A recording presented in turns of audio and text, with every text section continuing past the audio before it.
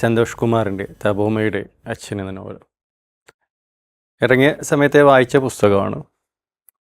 ഈ പുസ്തകത്തെ എപ്പോൾ വായിക്കുമ്പോഴും അല്ലെങ്കിൽ എപ്പോൾ ഓർക്കുമ്പോഴും മനസ്സിലേക്ക് വരുന്നൊരു ആദ്യത്തെ വാചകം എന്താ വെച്ചാൽ, തപോമയി നോവലിലൊരിടത്ത് പറയുന്നുണ്ട് ജീവിതത്തിൽ ഒരിക്കലെങ്കിലും സന്ദർശിച്ചിരിക്കേണ്ട സ്ഥലങ്ങളെക്കുറിച്ചിട്ട്.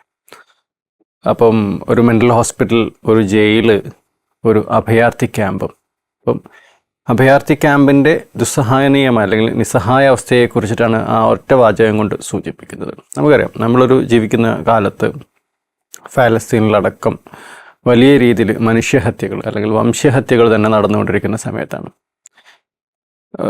അപ്പോൾ ഈ ഒരു അഭയാർത്ഥികളെക്കുറിച്ചിട്ട് പറയുന്നത്, അഭയാർത്ഥികളെക്കുറിച്ചിട്ടാണ് പ്രത്യക്ഷത്തിൽ നോവൽ സംസാരിച്ചു പോകുന്നതെങ്കിൽ കൂടെയും ഈ നോവൽ കുറേ കൂടെ മനുഷ്യരുടെ ഉള്ളിലേക്കുള്ള നോട്ടങ്ങളായിട്ടാണ് എനിക്ക് തോന്നുന്നത്. തപോമയുടെ അച്ഛൻ ഗോപാൽ ബറുവ, മറ്റ് കഥാപാത്രങ്ങൾ, സാബിർ ജഹാനൊക്കെ അതിഗംഭീരമായിട്ടുള്ള കഥാപാത്രമാണ്. സാബിർ ജഹാനെ തപോമയി കാണുന്ന ഒരു സിറ്റുവേഷൻ ഉണ്ട്. ഒരു മാലിന്യ കൂമ്പാരത്തിന് മുകളിൽ കയറി നിൽക്കുന്ന, അവിടെ നിന്നും ഭയത്തോടെ പേടിച്ച് വരച്ച് പെറുക്കി നിൽക്കുന്ന തപോമയെ കാണുമ്പോൾ പോലും അയാളുടെ ഉള്ളിലൊരു ഭയമുണ്ട്. ജീവിതം കൊണ്ട്, അയാളുടെ അരക്ഷിതമായിട്ടുള്ള ജീവിതം കൊണ്ട്, പലായനം കൊണ്ട് അയാൾ അനുഭവിച്ച സിവിൽ വാറിൽ അയാൾ അനുഭവിക്കുന്ന അനുഭവങ്ങൾ കൊണ്ടൊക്കെയാണ് ജഹാൻ എന്ന് പറയുന്ന കഥാപാത്രം രൂപപ്പെടുന്നത്. അതേസമയത്ത് തപോമയി എന്ന് പറയുന്ന ഒരാൾ ആഖ്യാതാവിനൊപ്പം സഞ്ചരിക്കുന്ന, ആഖ്യാതാവ് അയാളുടെ ജോലിക്കിടയിൽ വളരെ അപ്രതീക്ഷിതമായിട്ടാണ് തപോമയെയും കാണുന്നതും അദ്ദേഹത്തിൻ്റെ അച്ഛൻ ഗോപാൽ വർവ എഴുതിയ ചില നിഗൂഢ ലിപികൾ കാണുന്നത്. അതിന് പിന്നാലെയുള്ളൊരു ആഖ്യാതാവിൻ്റെ അന്വേഷണവും ആഖ്യാതാവിൻ്റെ സഞ്ചാരവും കൂടെയാണ് ഈ നോവലെന്ന് വ്യക്തിപരമായിട്ട് തോന്നുന്നൊരു കാര്യമാണ്. നമുക്കത്ര പരിചിതമൊന്നുമല്ല നമ്മുടെ ഈ പലായനവും അഭയാർത്ഥിത്വമൊന്നും നമുക്കത്ര പരിചിതമൊന്നുമല്ല. പക്ഷേ അതിവിദൂര ഭാവിയിൽ അത് സംഭവിച്ചു കൂടായികയില്ല എന്നുമില്ല.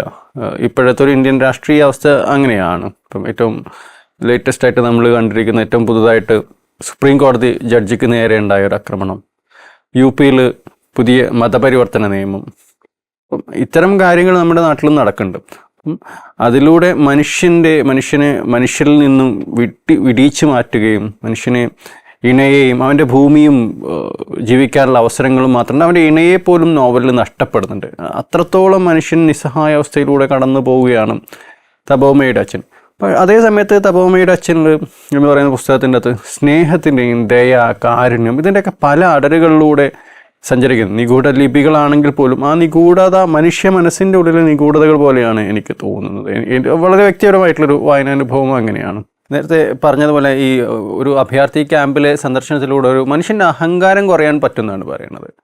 എത്ര ഗംഭീരമായിട്ടാണ് അതിനെ, വളരെ ഭാഷയുടെ വലിയ അലങ്കാരങ്ങളോ ഒന്നുമില്ലാതെ വളരെ ജൈവികമായിട്ടാണ് അതിനെക്കുറിച്ച് പറയുന്നത്. ഈ സന്തോഷ് കുമാർ തന്നെ ഒരു സംഭാഷണത്തിൽ പറയുന്നുണ്ട്, എഴുത്തിൽ നിങ്ങൾ സത്യസന്ധരാവുക എന്ന് പറയുന്നുണ്ട്. അപ്പം ഈ നോവൽ വായിക്കുമ്പോഴും അത് തന്നെയാണ് തോന്നുന്നത്. അദ്ദേഹം വളരെ സത്യസന്ധമായിട്ടാണ് ഈ നോവലിനെ സമീപിച്ചിരിക്കുന്നത്. ഓരോ സംഭവങ്ങളും ഓരോ കാര്യങ്ങളും, ഈവൻ ഈ ഗൂഢലിപിയെക്കുറിച്ചുള്ള അദ്ദേഹത്തിൻ്റെ അന്വേഷണങ്ങളിൽ പോലും സത്യസന്ധതകളുണ്ട്. ആ കഥാപാത്രത്തിനുണ്ട്, തപോമയിക്കുണ്ട് സത്യസന്ധത. പക്ഷേ തപോമയി കാണിക്കുന്ന ചെറിയ കളവുകൾ പോലും അതൊരു മറ്റൊരു മനുഷ്യൻ്റെ അല്ലെങ്കിൽ ഒരു കൂട്ടം മനുഷ്യരുടെ വേദനകൾക്ക് ശമനമാവാൻ വേണ്ടിയിട്ടാണ് തപോമയി ചെറിയ കളവുകളൊക്കെ തപോമയി കാണിക്കുന്നുണ്ട്. സ്വന്തം വീട്ടിൽ നിന്നും ചില സാധനങ്ങൾ പുറത്തേക്ക് മോഷ്ടിച്ചു കൊണ്ടുപോകുന്നതെന്ന് പറഞ്ഞാൽ അത് മറ്റൊരു മനുഷ്യരുടെ, നിസ്സഹായരായിട്ടുള്ള, ജീവിക്കാൻ മാർഗങ്ങളില്ലാത്ത, പുറന്തള്ളപ്പെട്ട, നിഷ്കാസിതരായിട്ടുള്ള മനുഷ്യർക്ക് വേണ്ടിയിട്ടാണ് തപോമയി ഇതൊക്കെ ചെയ്യുന്നത്.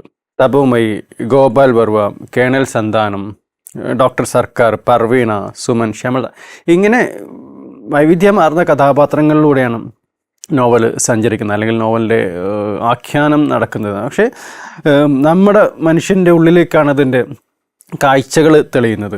ഇതേപോലെ നോവലൊരിടത്ത് പറയുന്നുണ്ട്, പാതി മരിച്ച ദേഹവും പേറിയാണ് ഓരോ അഭയാർത്ഥിയുടെയും യാത്ര എന്ന് പറയുന്നുണ്ട്.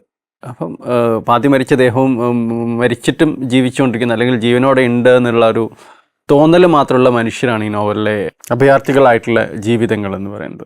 ഈ നോവലിലൊരിടത്ത് ആഖ്യാതാവും തപോമയും കൂടെ ക്യാമ്പിലേക്ക് പോകുന്ന, അല്ലെങ്കിൽ അഭയാർത്ഥി ക്യാമ്പിലേക്ക് പോകുന്ന ഒരു സന്ദർഭമുണ്ട്. ഒരു കാറിലാണ് അവർ പോകുന്നത്. ആ കാറ് വന്ന് നിർത്തുന്ന സമയത്ത് അവിടെ അഴുക്കും പൊടിയും പറ്റിയ ദേഹവുമായി കുറേ കുട്ടികൾ കാറിനടുത്തേക്ക് ഓടി വന്ന് അത് തൊടാൻ ശ്രമിക്കുന്നുണ്ട്. അത് തൊടാൻ ശ്രമിക്കുമ്പോൾ ഡ്രൈവർ അവരെ വഴക്ക് പറയുമ്പം തപോമയി അത് അരുതെന്നാണ് തപോമയി ആവശ്യപ്പെടുന്നത്. തപോമയുടെ അത്ര ദയയാണ് അതിൽ കാണിക്കുന്നത്. നമ്മൾ നോവലിൽ ഉടനീളമുള്ളൊരു ദയയും കാരുണ്യവും ഒക്കെ ഇങ്ങനെ ചില ചെറിയ സന്ദർഭങ്ങളിലൂടെ പറഞ്ഞു പോകുന്നുണ്ട്. ഇത് തന്നെ ഈ വരിയിൽ തന്നെ ഇങ്ങനെയാണ്: അവരുടെ അഴുക്കിലും പൊടിയിലും കുതിർന്ന ശരീരങ്ങൾ കഴുകി വൃത്തിയാക്കിയ വാഹനത്തിൽ തൊട്ട് വൃത്തികേടാക്കുമെന്ന് തോന്നിയത് കൊണ്ടാവും ഡ്രൈവർ ഒച്ചയെടുത്തു. തപോമയി അയാൾക്ക് നേരെ അരുതെന്ന് കണ്ണ് കാണിച്ചു. സത്യത്തിൽ ഈ ഒരു ചെറിയ പാരഗ്രാഫാണെങ്കിലും രണ്ട് കാഴ്ചകളാണത്. അവിടുത്തെ ദയനീയതയെക്കുറിച്ചിട്ട് ഏറ്റവും ചെറിയ വാക്കുകളിൽ പറയുന്നത്. ഞാനിത് എപ്പോഴും ഇങ്ങനെ ആലോചിക്കുമ്പോൾ ഒരു സിനിമ കാണുകയോ അല്ലെങ്കിൽ നമ്മളിതിനൊരു വീഡിയോ കാണുമ്പം എങ്ങനെയായിരിക്കും ഒരു ക്യാമറാമാൻ ഈ രണ്ട് കാഴ്ചകളെ, കുട്ടികളുടെ കണ്ണിലെ നിസ്സഹായ അവസ്ഥയും ഈ അവിടുത്തെ മറ്റ് പശ്ചാത്തല കാഴ്ചകളും എങ്ങനെയായിരിക്കും അത് കാണിക്കുക എന്നുള്ളത് ഞാൻ ആലോചിക്കാറുള്ളൊരു കാര്യമാണ്. പക്ഷേ നമ്മളത് നോവൽ വായിക്കുമ്പം കൃത്യമായിട്ട് നമ്മുടെ മനസ്സിൽ അതിൻ്റെ ആഴത്തിലുള്ള ചിത്രങ്ങൾ അച്ചുപോലെ പതിഞ്ഞു കിടക്കുകയും ചെയ്യുന്നുണ്ട്.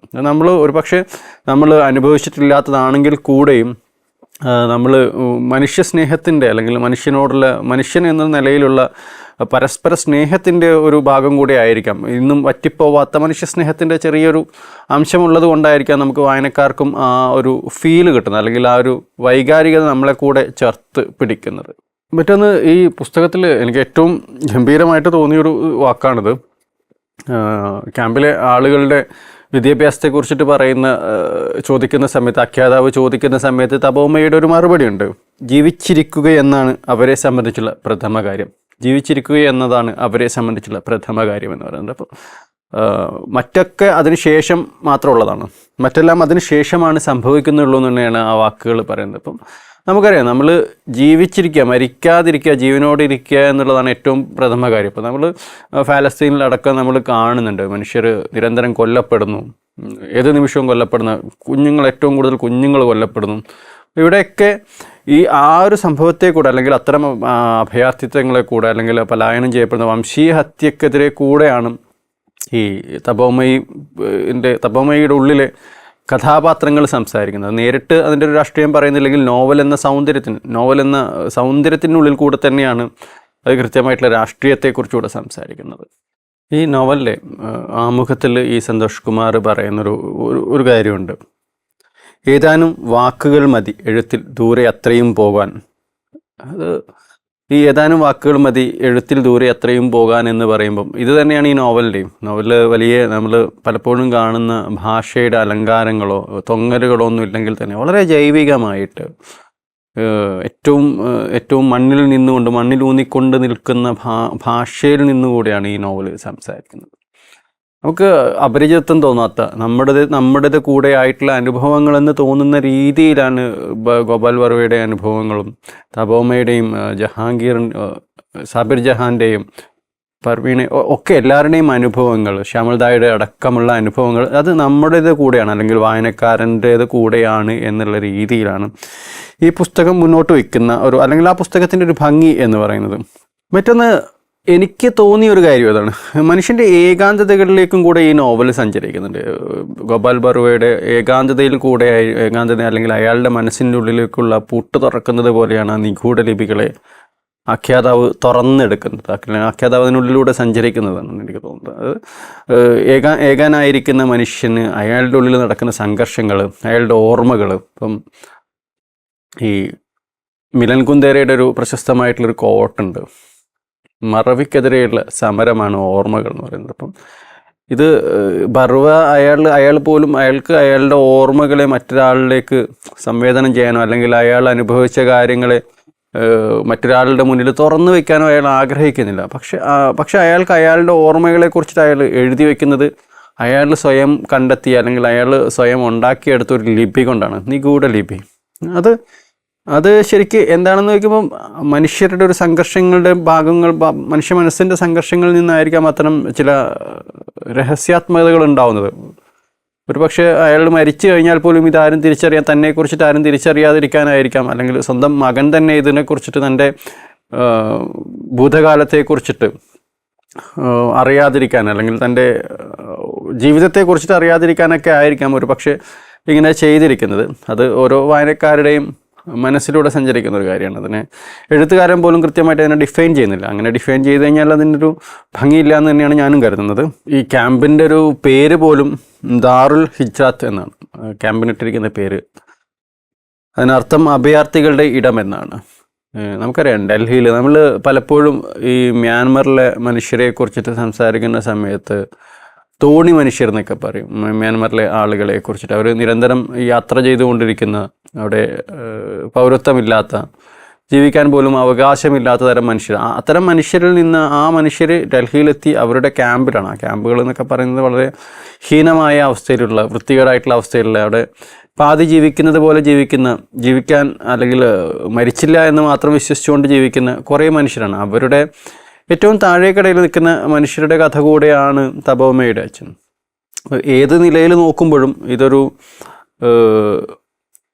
ഗംഭീരമായിട്ടുള്ള പുസ്തകം തന്നെയാണ്. മനുഷ്യൻ്റെ വൈകാരികതകൾ നമ്മൾ ഈ എന്താ പറയുക, ഇപ്പോൾ പറയാൻ പറ്റാത്ത അല്ലെങ്കിൽ അനുഭവിക്കാൻ പറ്റാത്ത, തുറന്നു പറയാൻ പറ്റാത്ത ചില വൈകാരികതകളെ കൂടെ എഴുതുമ്പോഴാണ് നോവൽ എന്നുള്ള അതിനൊരു ഭംഗിയും, അല്ലെങ്കിൽ അത് ഭംഗി എന്നതിനേക്കാളുപരി അത് കാലത്തെ അതിജീവിക്കുക മനുഷ്യരുടെ കഥയാകുമ്പോഴാണ്. പ്രത്യേകിച്ച് ഏറ്റവും താഴെയിൽ നിൽക്കുന്ന, ഈ ലോകം നിലനിൽക്കുന്നിടത്തോളം ഒരുപക്ഷെ ഉണ്ടായേക്കാവുന്ന അഭയാർത്ഥിത്വത്തിൻ്റെ കൂടെയൊക്കെ കഥ പറയുന്നത് കൊണ്ട് തന്നെയാണ് ഈ പുസ്തകത്തിൻ്റെ ഒരു വായന, അല്ലെങ്കിൽ പുസ്തകം വായിക്കുന്നവരുടെ ഉള്ളിലേക്ക് നമ്മൾ എളുപ്പത്തിൽ ഇത് വായിച്ചു പോകാമെന്ന് തോന്നുമെങ്കിലും ഓരോ വരിയിലൂടെ വായിക്കുമ്പോഴും, വരികൾക്കിടയിലൂടെ വായിക്കുമ്പോഴും ഒക്കെ അതിൻ്റെ ധ്വനിയിലൂടെയൊക്കെ സഞ്ചരിക്കുമ്പോൾ നമ്മളുടെ ഉള്ളിലേക്ക് വേദനയുടെ ചെറിയ മുള്ളുകളെ വളരെ പതിയെ ആഴ്ത്തിക്കൊണ്ടാണ് തപോമയെ കടന്നു പോകുന്നത്. നോവൽ അവസാനിക്കുമ്പോഴും നമ്മളുടെ ഉള്ളിലേക്ക് അനേകം ചോദ്യങ്ങളെ കൂടെ അവശേഷിപ്പിച്ചുകൊണ്ടാണ് നോവൽ അവസാനിക്കുന്നത്.